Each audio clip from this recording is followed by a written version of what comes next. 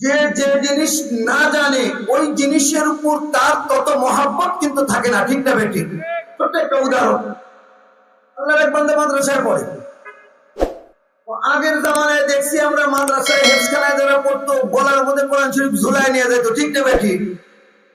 তো মাদ্রাসায় রওনা দিছে, হঠাৎ করে বন্যা এসে গেছে, যে রাস্তা দিয়ে গেছে ওই রাস্তা দিয়ে যাওয়া যায় না, খেওয়া পার হতে হয়। পয়সা তো পকেটে নেই, গরিব মানুষ। খেওয়ালের কাছে যায়, ডাক দিয়ে বলতেছে, খেওয়ালের চাচা আমি মাদ্রাসায় যাব, একটু পার করে দেন, আমার কাছে টাকা নাই, সূরা ফাতিহাটা আপনাকে একটু শোনায় দিন। খেওয়ালে কয় কাম হবো না। ডাক দিয়ে বলে, চাচা সূরা ইয়াসিনটা শোনায় দিন। না, কাম হবো না। এবার লাস্টে ডাক দিয়ে বলতেছে, চাচা আমার কণ্ঠ খুব সুন্দর, সূরা রহমানটা আপনাকে সুন্দর করে শোনায় দিন। এবার চাচা ডাক দিয়ে বলে, ও ভাতিজা, সূরা ফাতিহা, সূরা ইয়াসিন, সূরা রহমান এগুলার আওয়াজ শুনে কোনো লাভ হবে না। আমার নৌকা দিয়ে যদি পার হতে চাও তাহলে আমাকে তোমাকে 50 পয়সা দিতে হবে, নচেত এপার থেকে ওপার যাওয়ার কোনো ক্ষমতা নাই। ছোট্ট বাচ্চা মনে মনে চিন্তা করতেছে, আহারে কি হলো এটা? ওস্তাদদের মুখে শুনেছি কোরআনের অনেক দাম, কিন্তু এখন দেখি এই কোরআন দিয়ে খেলা পার হওয়া যায় না। কি লাভ এই কোরআন তেলাওয়াত করে? কোরআনটা হাতের উপর নিয়ে কাপড় ভিজে সাঁতার কেটে এবার পার হইছে। মাদ্রাসার সামনে গিয়ে ওস্তাদজিকে ডাক দেয়, ওস্তাদজি আপনি একটু সামনের দিকে আসেন। ওস্তাদ বাহিরে আসছে, ডাক দিয়ে বলে, কি হয়েছে বাবা, কি বলতে চাও? বলে, এই যে আপনার কোরআন আপনি নেন, আমি বাড়ির দিকে চলে গেলাম, আমার কোরআন পড়ার কোনো দরকার নাই। ওস্তাদজি ডাক দিয়ে বলে, বাবা কি হয়েছে, কি কারণে তুমি এটা বলতেছ? ছাত্র ডাক দিয়ে বলে, ওস্তাদ যেই কোরআন দিয়ে একজন খেওয়াওয়ালা খেওয়া পার করে দেয় না, এই কোরআন পড়ার আমার কোনো প্রয়োজন নাই। ওস্তাদজি ডাক দিয়ে বলে, বাবা ঠিক আছে বুঝতে পারছি, একটু ঠান্ডা হও। ওস্তাদ এবার ঘরের মধ্যে গিয়ে মূল্যবান একটা হীরার টুকরা নিয়ে আসছেন, নিয়ে আসে ছাত্রর হাতে দিয়ে ডাক দিয়ে বলে, বাবা কোরআনটা আমার কাছে দাও।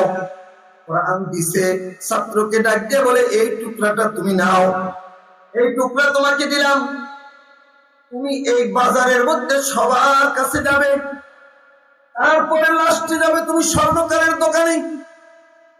কি বলে শুধু এই কথা শুনে তারপরে আমার কাছে চলে আসবা। এবার ছোট্ট বাচ্চার টুকরাটা হাতে নিয়ে প্রথমে মাছওয়ালার কাছে গেছে, মাছওয়ালাকে ডাক দিয়ে বলে, ও মাছওয়ালা চাচা আমাকে এই টুকরা দিয়ে কিছু মাছ দেন।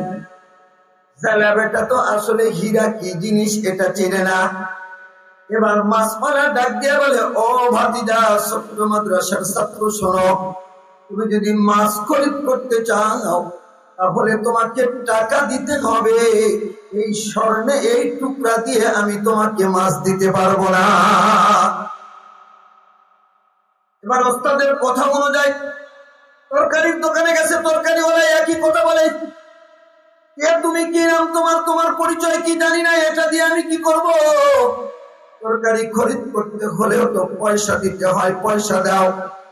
আমার কাছে তো পয়সা নাই, এটা দিয়ে তোমাকে তরকারি দেওয়া যাবে না।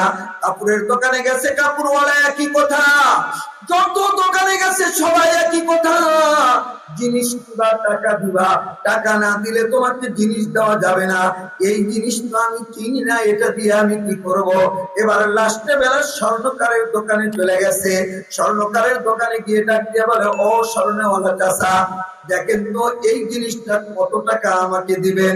স্বর্ণওয়ালা বাচ্চার হাতে এই টুকরাটা দেখে চোখটা বড় বড় হয়ে গেছে, ডাক দিয়ে বলতেছে, বাবা তোমার বাড়ি কোথায়, কি নাম তোমার, কি পরিচয়, কোথায় পাইছো? এবার ছাত্র ডাক দিয়ে বলে, কি দরকার আপনার? আমার নামের কোনো প্রয়োজন নাই, আপনি বলেন আগে আমার জিনিসটা কিনবেন কিনা, কত টাকা হবে। এবার অনেক কোন ছেলের দিকে তাকায়, ডাক দিয়ে বলে, শোনো, এই জিনিস কেনার মতো ক্ষমতা আমার কাছে নাই। বলে, কেন নাই, কত টাকা মূল্য? এবার ছোট্ট বাচ্চাকে সামনে নিয়ে স্বর্ণওয়ালা ডাক দিয়ে বলে, ও তালিবুল আলেম, শোনো, আমি একটা স্বর্ণওয়ালা কেন, এই বাজারের মধ্যে যতগুলো স্বর্ণের দোকান আছে এবং সমস্ত বাজারের টাকা যদি একত্রিত করে তোমার কাছে দেওয়া হয়, তবুও তোমার এই টুকরার অর্ধেক মূল্য আমরা দিতে পারবো না।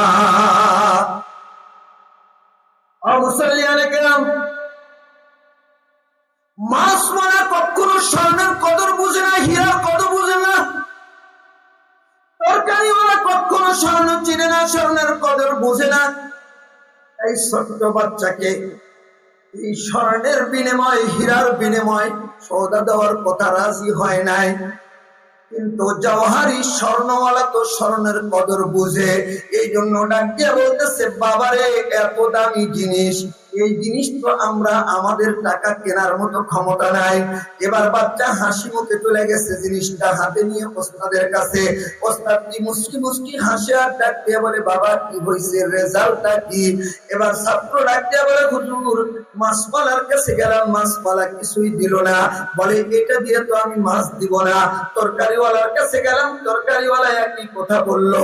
এবার যখন কাপড়ের দোকানে গেলাম, কাপড়ের দোকানদার একই কথা বললো। পরে লাস্টে যখন স্বর্ণকারের কাছে গেলাম, স্বর্ণকার যখন আমার এই জিনিস দেখছে, তখন চোখটা যেন কেমন হয়ে গেছে, চেহারা কেমন হয়ে গেছে। তারপরে কি বললো? পরে লাস্টে বললো, বাবারে, এই জিনিস কেনার মতো টাকা আমাদের কারো কাছে নাই। ওস্তাদজি ডাক দিয়ে বললাম, বাবা শোনো, মাছওয়ালা যেরকম স্বর্ণের দাম বুঝে না, তরকারিওয়ালা যেরকম স্বর্ণের দাম বুঝে না, স্বর্ণকার যেরকম স্বর্ণের দাম বুঝে, ওই খেওয়াওয়ালা তো কোরআনের মর্যাদা বুঝে না। খেওয়াওয়ালা কোরআনের মর্যাদা না বুঝার কারণে তোমার সূরা ফাতিহার দাম সে জানে নাই। স্বাগতম ডিবি সুন্নাতে। উপকৃত হলে সাবস্ক্রাইব করুন, লাইক দিন এবং শেয়ার করুন।